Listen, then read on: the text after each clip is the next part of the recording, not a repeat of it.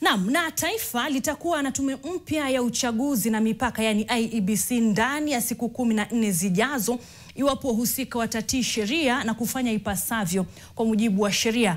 Rais William Ruto aliyepokea ripoti kuhusu uteuzi wa mwenyekiti na makamishna wa tume hiyo hii leo ana wiki moja kuwateua rasmi na kuyawasilisha majina ya wateuzi bungeni. Upande wake bunge la kitaifa ambalo kwa sasa lipo mapumzikoni litalazimika kuitwa kwa kikao maalum ili kujadili na kupitisha majina hayo ndani ya siku 7. Lakini kama anavyoarifu mwanahabari wetu Ibrahim Karanja, pindi tu itakapoteuliwa tume mpya IEBC, basi yapo majukumu chungu nzima yanayowasubiri.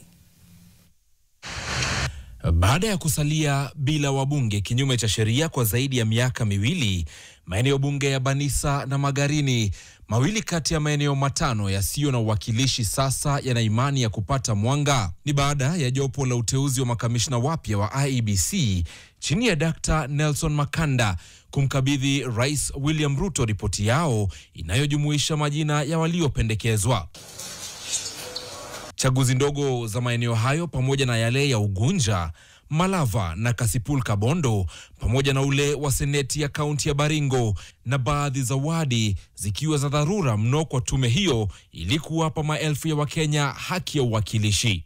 Hata hivyo, zito zaidi ni matayarisho ya uchaguzi mkuu ujao.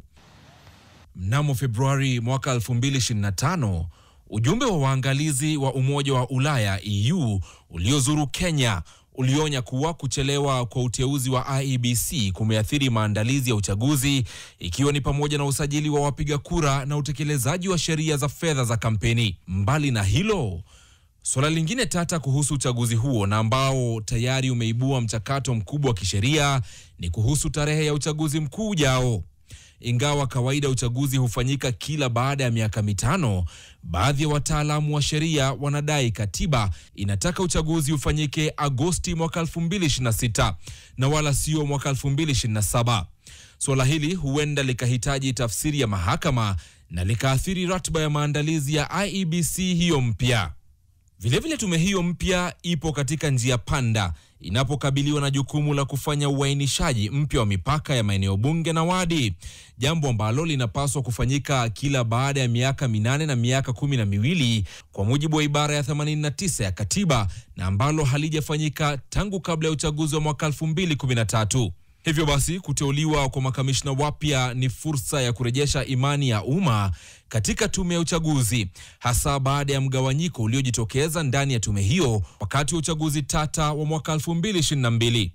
Wiki chache zijazo zitakuwa muhimu sana kwa mustakabali wa demokrasia nchini, macho yote yatakapoangaziwa IEBC hiyo mpya kuona jinsi itakavyoshughulikia majukumu hayo yake, huku ufanisi wao ukitarajiwa kutoa mwanga kwa nguvu za demokrasia na utulivu wa kisiasa nchini.